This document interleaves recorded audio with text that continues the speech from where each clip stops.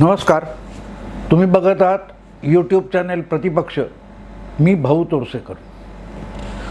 आज चौथा लॉकडाऊन सुरू झालेला आहे. त्याला आज दुसरा दिवस आहे. पण चौथा लॉकडाऊन सुरू करण्याच्या पूर्वी कुठल्याही गाईडलाईन्स आल्या नाहीत. केंद्राने काही गाईडलाईन्स पाठवल्या होत्या, पण यापुढच्या लॉकडाऊनची जबाबदारी आपापल्या परिस्थितीनुसार प्रत्येक राज्याने चालवावी आणि त्याचे नियम बनवावेत अशी सवलत केंद्राने दिली होती. त्याप्रमाणे प्रत्येक राज्याने आपल्या काळानुसारने लॉकडाऊन चालू केलेलं आहे. महाराष्ट्रात मुख्यमंत्री उद्धव ठाकरे यांनी आधीच 31 मेपर्यंत लॉकडाऊन चालू राहणार अशी घोषणा केली होती. मात्र त्याची व्यवस्था कशी असेल याचा खुलासा केलेला नव्हता.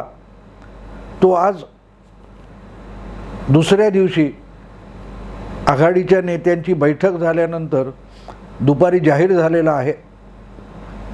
त्यानुसार आत्तापर्यंत जी राज्याची विभागणी होती कोरोनानुसार की रेड झोन, ऑरेंज झोन आणि ग्रीन झोन ही आता रद्दबातल झालेली आहे आणि साधारणतः संपूर्ण राज्याची विभागणी ही एक प्रकारे 2 झोनमध्ये झालेली आहे. रेड झोन आणि नॉन रेड झोन. म्हणजे जिथे अधिक बाधा आहे अशा ठिकाणाला रेड झोन म्हणायचं आणि जिथे जवळपास करोनाचा धोका नाही आहे किंवा फार किरकोळ धोका आहे, फैलाव आहे, त्याला नॉन रेड झोन म्हणायचं अशी ही विभागणी आहे. पण ज्याला रेड झोन म्हणतात त्याच्या बाबतीत आणखीन एक पोट विभागणी करण्यात आलेली आहे. त्याच्यात कंटेनमेंट झोन नावाचा एक प्रकार आहे. आता ही जी विभागणी आहे ती करताना सर्वसाधारण असं दिसतंय की महाराष्ट्रातल्या जवळपास सगळ्या महापालिका किंवा महापालिकांचा जो परिसर आहे त्याला रेड झोन घोषित करण्यात आलं आहे. आणि ते स्वाभाविक आहे, कारण निम्म्या विधानसभा ह्या मुंबई आणि ठाण्याच्याच भागात आहेत. म्हणजे मुंबई, नवी मुंबई, ठाणे, कल्याण, विरार वसई, मीरा भाईंदर हे अशा आपण बघितल्या तर जवळपास सगळ्या महापालिका, पनवेल ह्या मुंबई ज्याला MMRDA म्हणतात त्या परिसरातल्या आहेत. पुणे आहे, मालेगाव, नाशिक आहे, अमरावती, अकोला. म्हणजे थोडक्यात सगळाच्या सगळा ज्याला आपण औद्योगिक परिसर म्हणू असा भाग जो आहे तो जवळपास रेड झोनमध्ये आहे. एखाद दुसरे अपवाद असतील, पण त्यामुळे ग्रामीण भागातल्या किंवा जिल्हा तालुका पातळीवरचं जे अतिशय काटेकोर लॉकडाऊनमुळे बंधनं आली होती ती मोठ्या प्रमाणात शिथिल करण्यात आली आहेत. शिथिल याचा अर्थ अगदी 2 महिन्यापूर्वीचं जसं जनजीवन होतं, गर्दी वर्दळ ती होणार नाही किंवा करू दिली जाणार नाही हे उघड आहे. मग प्रश्न असा येतो की गेल्या जवळपास 2 महिन्यामध्ये लॉकडाऊनने साधलं काय? मी आज बोलतोय मंगळवार, तर काल सोमवारी म्हणजे चौथा लॉकडाऊन सुरू होण्याचं किंवा तिसरा लॉकडाऊन संपल्यानंतर मुख्यमंत्री उद्धव ठाकरे यांनी जनतेला उद्देशून संबोधन केलं. त्यांच्या विरोधकांनी त्यांची टवाळी करणं किंवा त्याच्यावर टीका करणं स्वाभाविक आहे, किंवा आघाडीचे जे समर्थक आहेत त्यांनी अर्थातच आपले मुख्यमंत्री किंवा आपल्या पक्षाची भूमिका म्हणून उद्धवरावांचं कौतुक करणंही स्वाभाविक आहे. पण त्याच्यामध्ये एक जो तटस्थ वर्ग मानला जातो, पत्रकार वगैरे माध्यमात, त्यातून उद्धवरावांच्या त्या भाषणाची योग्य दखल घेतली गेली नाही असं मला वाटतं. म्हणून मी आज तो माझ्या व्हिडिओसाठी विषय घेतलेला आहे की सोमवारी उद्धव ठाकरे यांनी जे संबोधन केलं त्यातला आशय काय आहे. कारण आजसुद्धा आपण बघितलं तर देशाने जवळजवळ 1 लाख करोना बाधितांचा आकडा गाठलेला आहे आणि त्या सगळ्या आकड्यामध्ये सगळ्यात मोठा सिंहाचा वाटा महाराष्ट्राचा आणि मुंबईचा आहे. त्यामुळे उद्धवराव टीकेचं लक्ष होणं स्वाभाविक आहे. आणि त्यांनी सांगितलं की महाराष्ट्रासाठी टीकेचे घाव सोसायला मी तयार आहे असं त्यांनी आपल्या संबोधनात म्हटलं. आणि ते बरोबर आहे, कारण जितक्या जबाबदारीच्या जागी जाता तुम्ही तेवढे टीकेचे घाव अधिक सहन करावे लागतात आणि ते सहन करायची तयारी ठेवून तुम्ही अशा पदावर आरूढ होऊ शकत असता. प्रश्न असा आहे की त्यांचं जे सगळं संबोधन अर्ध्या तासापेक्षा अधिक होतं त्याचा आशय काय आणि त्या आशयावर चर्चा का झाली नाही, त्याचं विश्लेषण कोणी करण्याचा का प्रयत्न केला नाही. उलट त्यांनी लॉकडाऊन चौथा वाढवलेला आहे तर मग त्यातली नियमावली का सांगितली नाही, काय बंद राहणार, काय चालू होणार, कशाला सैल सोडलं जाणार, कुठे कडेकोट होणार, याविषयी काही बोललं गेलं नाही याची तक्रार करण्यात आली. किंवा विरोधी पक्ष असतील किंवा टीकाकार असतील त्यांच्याकडून अपयशाचा हिशोब मांडण्याचा प्रयत्न झाला. पण उद्धव ठाकरेंना म्हणायचं काय होतं ते, अर्थात उद्धव ठाकरे फरडा वक्ता नाही आहेत, बाळासाहेब किंवा राज ठाकरे यांच्याप्रमाणे ते फरडा वक्ता नाही आहेत. दणाणून सभा सोडणं वगैरे उद्धव ठाकरेंना जमत नाही. नेमके शब्द सांगून आपली भूमिका लोकांपर्यंत पोचवावी ही जी मोदींची शैली आहे सामान्य जनांपर्यंत पोहोचण्याची, ती सुद्धा उद्धव ठाकरेंकडे नाही आहे. पण तरीही मला कालचं त्यांचं भाषण आवडलं. एवढ्यासाठी आवडलं की पहिल्यांदाच मुख्यमंत्र्याला साजेसं संयमी आणि आशय असलेलं भाषण त्यांनी केलं. अर्थात ते आशय कुठे दडलेला आहे हे सामान्य जनतेला पोचवण्यात ते काहीसे अपयशी ठरलेत, कारण तो भाषेचा प्रश्न आहे. पण तेच तर काम त्यांचे जे समर्थक आहेत त्यांनी करायला पाहिजे, पत्रकार आहेत त्यांनी केलं पाहिजे, त्याचं विश्लेषण झालं पाहिजे. मला त्याचीच गंमत वाटली की गेल्या 6 महिन्यामध्ये अकारण जितकं उद्धवरावांचं कौतुक काही पत्रकार करत होते, त्यांनी यावेळेला उद्धवरावांच्या मागे ठामपणे उभं राहून उद्धवरावांना जे सांगायचं होतं कालच्या सोमवारच्या भाषणातून ते अधिक मला वाटतं असं की समजावून सांगण्यासाठी पत्रकारांनी पुढाकार घ्यायला पाहिजे होता. त्याची गरज पण आहे.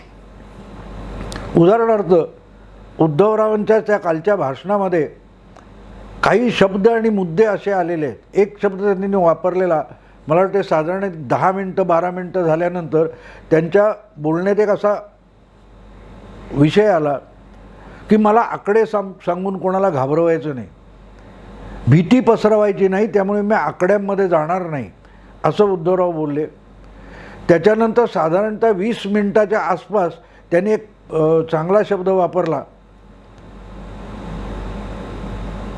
की आपल्याला हा महाराष्ट्र मोदींच्या भाषेत आत्मनिर्भर महाराष्ट्र करायचं आहे. आणखी असाच एक शब्द त्यांच्या बोलण्यात आला, तो गतिरोधक असा होता. लॉकडाऊन हा गतिरोधक अशा अर्थाने त्यांनी तो शब्द वापरला. आणि जवळजवळ त्यांचं संबोधन संपत असताना त्यांनी सगळ्यात मोठी गोष्ट सांगितली की लॉकडाऊनमुळे साधलं काय. आज जेव्हा 54 दिवसाचा लॉकडाऊन उठला त्यात साधलं काय हे उद्धवरावांनी त्यांना ते अतिशय स्पष्टपणे नेमक्या शब्दात सांगता आलं नाही, ही वस्तुस्थिती आहे. पण तेच तर काम पत्रकारांचं आहे की हा माणूस काय सांगतोय, हा महाराष्ट्राचा मुख्यमंत्री आहे तर तो काय सांगू पाहतोय, तो जनतेपर्यंत काय घेऊन जाऊ पाहतोय, ही सांगण्याची जबाबदारी अगदी टीकाकारांची पत्रकारांची सुद्धा असते, समर्थकांची असते. पण आपल्याकडे दुर्दैव असं आहे की सगळी मंडळी एकतर समर्थनात गुंतलेली असतात किंवा विरोधात गुंतलेली असतात आणि त्याच्या मधल्यामध्ये आशय मरून जातो. उद्धवरावांच्या सोमवारच्या 4थ्या लॉकडाऊनच्या पहिल्या दिवशी केलेल्या भाषणातला आशय फार महत्त्वाचा आहे की इतका दीर्घकालीन लॉकडाऊन केला त्यातून साधलं काय हे त्यांनी अगदी शेवटच्या ह्याच्यात सांगितलं. पण ते ओझरतं सांगितलं. सुरुवातीला ते जे बोलले की मला आकडे सांगून घाबरवायचं नाही, पण तेच आकडे न उच्चारता त्यांनी भाषणाच्या संबोधनाच्या शेवटी असं म्हटलं की एप्रिलमध्ये महिन्याच्या मध्याला मे महिन्यामध्ये मुंबई महाराष्ट्रामध्ये किती लोकांना बाधा होईल किती लोक मृत्युमुखी पडतील ह्याचे मोठमोठे आकडे सांगून घाबरवलं जात होतं. पण आपण तिथपर्यंत परिस्थिती जाऊ दिली नाही असं उद्धव ठाकरे म्हणाले आणि ते फार महत्त्वाचं आहे. याचं कारण ब्रेकिंग न्यूजमध्ये सगळे रमलेले आहेत. पण गेल्या 2, 2.5, 3 महिन्यामध्ये जगाला जेव्हा कोरोना भेडसावू लागला तिथून आजपर्यंत साधारणतः 75 ते 90-100 दिवसामध्ये कोरोनाची प्रगती जगात ज्या गतीने झाली त्या तुलनेमध्ये आपल्याला भारतात काय झालं, मुंबई महाराष्ट्रात काय झालं ते बघावं लागेल. आणि त्याचे आकडे उद्धवरावांनी सांगितले नाहीत. पण मला वाटतं आजच्या टाइम्स ऑफ इंडियाने त्याची आकडेवारी दिली आहे. ती जर उद्धवरावांच्या भाषणाला जोडली तर त्यांचं यश आपल्याला दिसू शकतं. आपल्याला पाहिजे तेवढं 100% यश नसेल पण मोठ्या प्रमाणावर उद्धव ठाकरेंना सुद्धा यश मिळालंय हे विसरता कामा नये. आज टाइम्स ऑफ इंडियाने एक टेबल दिलेला आहे किंवा आलेख ग्राफ दिलेला आहे की साधारणतः 100 रुग्ण कोरोनाचे एका देशात आढळले आणि तिथून त्या देशाने 1 लाखापर्यंतचा पल्ला किती दिवसात गाठला असा तो आलेख आहे. तो फार महत्त्वाचा आहे. आपल्याला कुठल्याही राज्याचा देशाचा जर कोरोनाविषयक आलेख तपासायचा असेल आणि हिशोब मांडायचा असेल तर टाइम्सने दिलेला तो आलेख फार महत्त्वाचा आहे की अमेरिकेमध्ये कोरोनाचे 100 रुग्ण सापडल्यानंतर 1 लाखाचा पल्ला गाठेपर्यंत 25 दिवस लागले. फक्त 25 दिवसात अमेरिकेने 100 पासून 1 लाखापर्यंतचा पल्ला गाठला. त्यानंतर इटाली आहे, तुमचा फ्रान्स आहे, ब्रिटन आहे, जर्मनी आहे, असा प्रत्येक देश 100 पासून 1 लाखापर्यंत जाताना किती दिवस लागले त्याचा गुणाकार कसा होत गेला या संबंधीचा तो आलेख आहे. आणि तुम्हाला मित्रांनो गंमत वाटेल की अमेरिकेला 25 दिवस लागले असतील तर जर्मनी किंवा फ्रान्सला 37 दिवस लागलेत, कोणाला 34 दिवस लागलेत, कोणाला 40 दिवस लागलेत. आणि भारतासारख्या देशात आता त्या देशाची लोकसंख्या आपल्यापेक्षा खूपच नगण्य आहे की इटालीसारखी लोकसंख्या 6 कोटीच्या आसपास आहे, अमेरिका 30-35 कोटी आहे, जर्मनी वगैरे तुम्ही गेलात तर 10, 12, 15, 20 कोटी असे देश आहेत. आपला 135 कोटीचा देश आहे आणि तरीही भारताला 100 पासून 1 लाख रुग्ण बाधित, कोरोना बाधित हा आकडा गाठायला 64 दिवस लागले. याचा अर्थ 100 रुग्ण सापडल्यानंतर ही महामारी येते हे दिसल्यानंतर जो तात्काळ लॉकडाऊन 24 मार्चला लावण्यात आला तेव्हा अनेकांची तक्रार आहे की तुम्ही लोकांना संधीच दिली नाही, सवड दिली नाही. 4 तासात लॉकडाऊन जाहीर केला, 24च्या रात्री लॉकडाऊन जाहीर केला आणि त्या लॉकडाऊनची घोषणा 8 वाजता रात्री केली होती. म्हणजे 4 तासात अख्खा देश एका सेकंदात बंद करण्यात आला. 21 दिवसासाठी लोकांना आपल्याला लागणारं रेशन जमवता आलं नाही, कोण कुठे अडकले तिथे अडकले. ही तक्रार बरोबर आहे. 21 दिवसाचा जो लॉकडाऊन आहे आणि तुम्हाला आठवत असेल पहिला लॉकडाऊन जो आहे तो जवळजवळ 15-20 दिवसापर्यंत अतिशय कडेकोट करण्यात आला होता. म्हणजे तुम्ही रस्त्यावर दिसलात तर लोक पोलीस लाठ्या मारत होते, पिटाळून लावत होते. हा इतका जो 21 दिवसाचा कडेकोट लॉकडाऊन होता तो जर तितका कडेकोट केला नसता, त्यांच्या दुसऱ्या लॉकडाऊनमध्ये खूप शिथिलता आली होती, तिसऱ्यामध्ये तर आणखीन बेशिस्त आली. पण पहिला जो 21 दिवसाचा लॉकडाऊन होता त्याने मुंबई वाचवली. आणि हेच उद्धवराव आपल्या कालच्या भाषणात आकडे न देता बोलले. त्यांनी तो खरं तर अधिक मला असं वाटतं की आता त्यांनी त्याचं यश जे आहे ते आपल्या खात्यात जमा करण्यासाठी हे सांगितलं पाहिजे. कारण मार्चमध्ये किंवा कोरोनाची बाधा जगभर पसरायला लागली आणि पाश्चात्य देशामध्ये धुमाकूळ सुरू झाला होता, त्यावेळेला का चीनमध्ये धुमाकूळ चालू होता, त्यावेळेला भारताचं काय होईल अशी जगभर चर्चा चालू होती. आणि त्यात जगातले एकापेक्षा एक जाणकार जे होते ते काय काय आकडे टाकत होते. कोण म्हणत होता की भारतामध्ये साधारणतः मे महिन्यात याचा पीक येईल, शिखर गाठलं जाईल आणि 20 कोटी लोकांना बाधा होईल, 50-60 लाख लोक मरतील भारतामध्ये. आणि मुंबई तर विचारूच नका, कारण जी 1.5-2 कोटीची लोकसंख्या आहे मुंबई परिसरामध्ये, 2 कोटीची, त्या परिसरामध्ये 2-5 कोटी लोकांना बाधा होईल आणि काही लाख लोक मरतील असे छाती ठोकपणे आकडे दिले जात होते. आणि उद्धवरावांच्या त्या मनाचा थरकाप उडतो ते आकडे आठवल्यावर, असं उद्धवराव म्हणाले.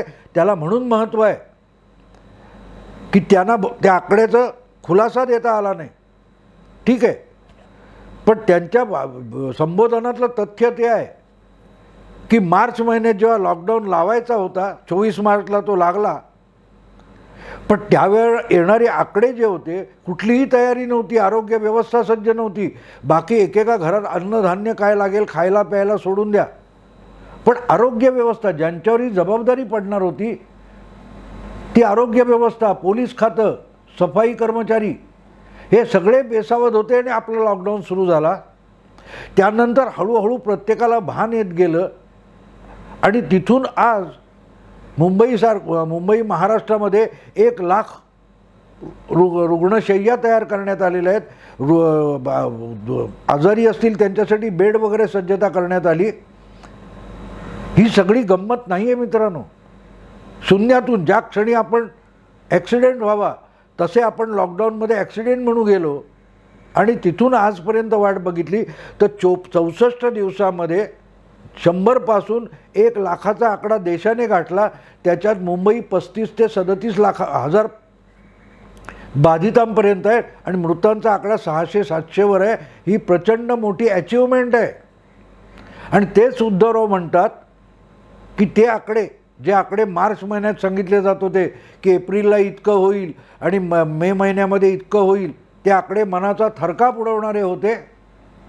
ते खरं तर त्यांनी सांगायला पाहिजे होते त्याच्यात.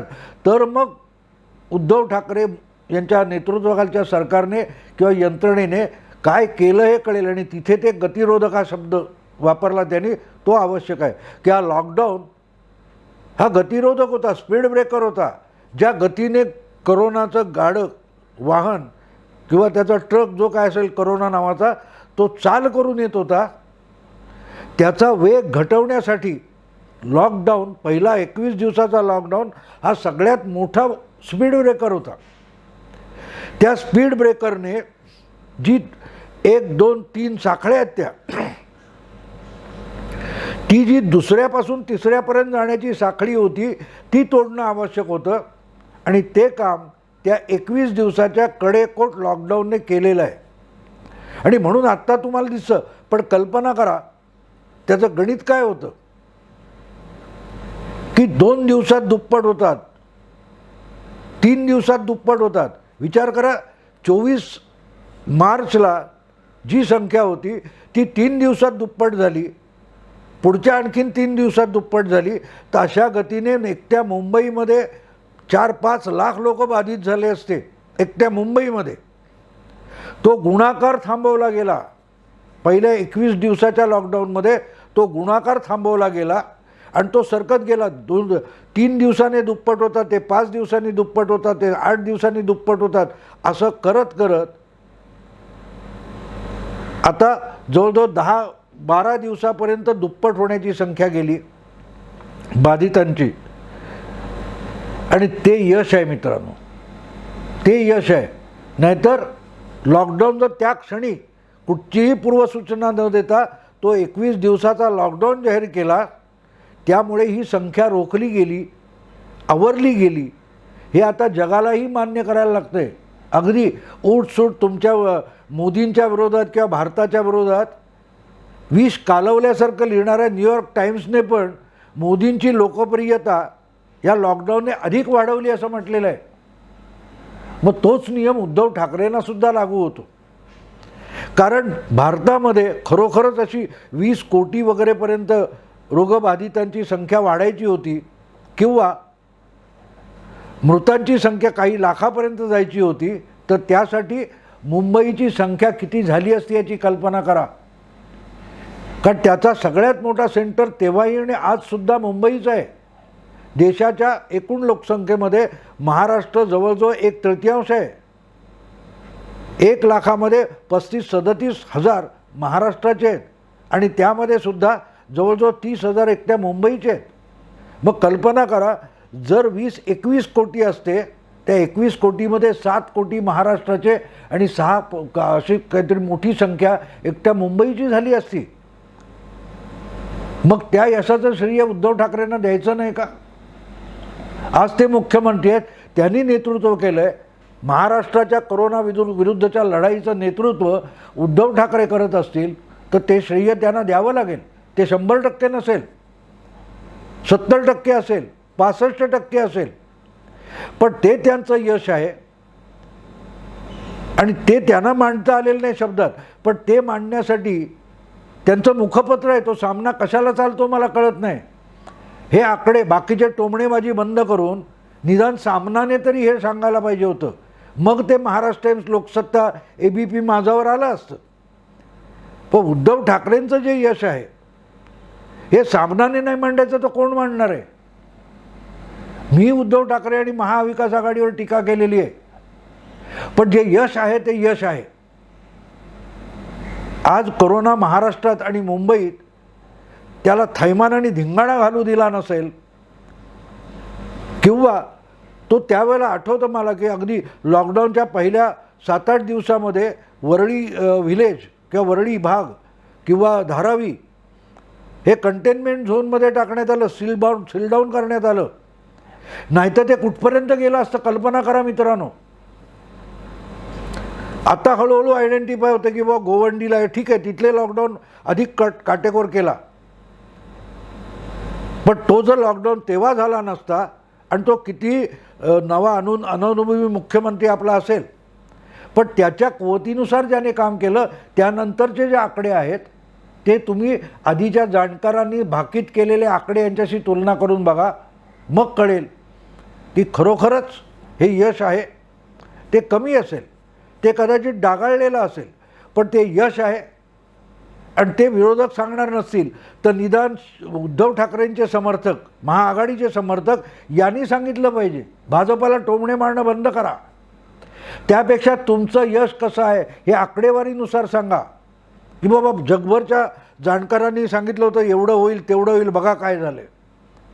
ठीक आहे, आम्ही तो आकडा आणखीन कमी करण्यात अपयशी ठरलो असू, पण तो आकडा जितका 5,000-7,000 मृत्यू किंवा काही लाखांची बाधा इथपर्यंत गेला नाही, हे सुद्धा यश आहे. आणि ते उद्धवरावांच्या राजकारणाचं खोटं कौतुक करणाऱ्यांना सांगता येत नाही. ते सांगायला सुद्धा परत भाऊ तोरसेकरला यावं लागतं समोर. प्रतिपक्षालाही दुसरी बाजू मांडावी लागते. मित्रांनो, आत्ता इथेच थांबतो. तुम्हाला हा व्हिडिओ आवडला, लाईक करा, फॉरवर्ड करा. तुम्ही प्रतिपक्षाला सबस्क्राईब करा, तुमच्या मित्रपरिचितांना सबस्क्राईब व्हायला सांगा. आत्ता इथेच थांबतो. नमस्कार.